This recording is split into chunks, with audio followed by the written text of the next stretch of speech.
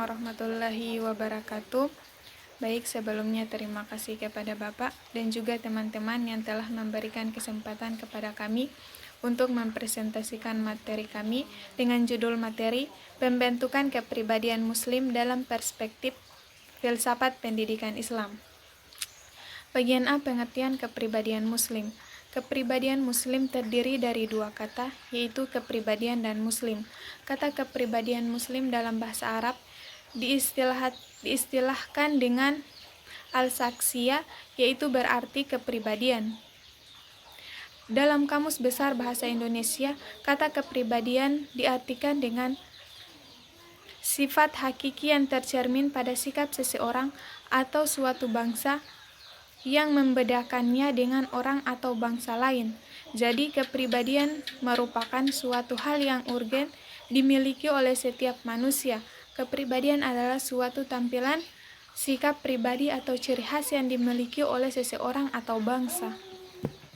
Bagian B, aspek dan tenaga kepribadian Muslim. Kepribadian sebagai kualitas keseluruhan yang kompleks dari seseorang yang membedakan satu orang dengan orang yang lain, menjadikan kepribadian setiap orang tidak ada yang sama persis.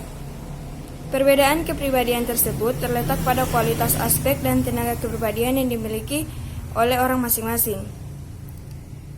Adapun aspek-aspek kepribadian seseorang dapat diklasifikasikan sebagai berikut. Yang pertama yaitu aspek-aspek kejasmanian, meliputi tingkah laku luar yang tampak dari luar, misalnya cara-cara berbuat, berbicara, dan sebagainya. Yang kedua, aspek-aspek kejiwaan meliputi aspek-aspek yang tidak segera dapat dilihat atau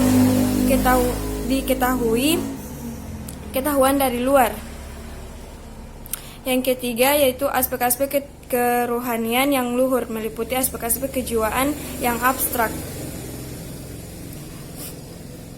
Dari keterangan di atas dapat disimpulkan bahwa dalam proses pembentukan kepribadian Muslim dengan aspek ajisman ar-ruh membutuhkan tenaga-tenaga atau daya untuk mengkualifikasikan. Adapun tenaga-tenaga kepribadian tersebut seperti berikut. Yang pertama yaitu tenaga-tenaga kejasmanian, meliputi tenaga-tenaga yang bersumber dari tubuh, misalnya tenaga-tenaga yang bersumber dari kelenjar-kelenjar peredaran darah, alat-alat pernafasan, saraf, dan sejenisnya. Yang kedua yaitu tenaga-tenaga kejiwaan terdiri dari karsa rasa, cipta. Tenaga-tenaga kejiwaan juga terdiri atas syafaat, khadab, dan tenaga keseluruhan yang ruh. Tenaga ini disebut dengan qalbu.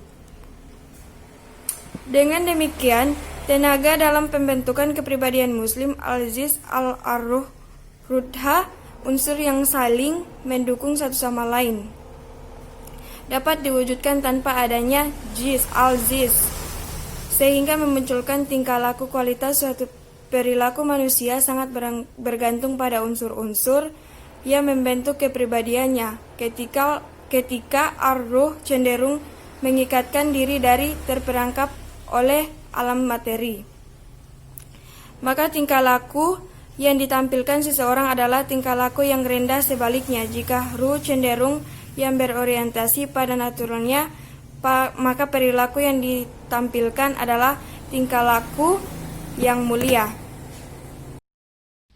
Assalamualaikum warahmatullahi wabarakatuh. Baik, perkenalkan, nama saya Muhammad Rahmat.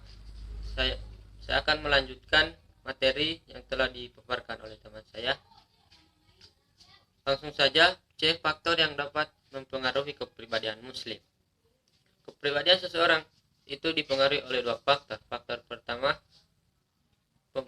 yaitu pembawaan potensi yang dibawa seseorang sejak lahir, baik dalam bentuk fisik atau non fisik. Kedua, faktor lingkungan, yaitu segala sesuatu di luar potensi yang dibawa sejak lahir. Potensi bawaan adalah potensi yang memerlukan pendidikan dan pembiasaan, dan memberikan potensi bawaan tumbuh secara alamiah tanpa bantuan pendidikan sangat memungkinkannya kehilangan arah dalam menempuh perjalanan menuju kebaikan dan kebenaran. Menurut Alisai Ati, ada beberapa faktor yang dapat mempengaruhi kepribadian seseorang. Satu, faktor ibu yang memberi struktur dan dimensi kerohanian yang penuh dengan kasih sayang dan kelembutan. Dua, faktor ayah yang memberi dimensi kekuatan dan harga diri. Tiga, faktor sekolah yang membantu terbentuknya sifat lahiriah.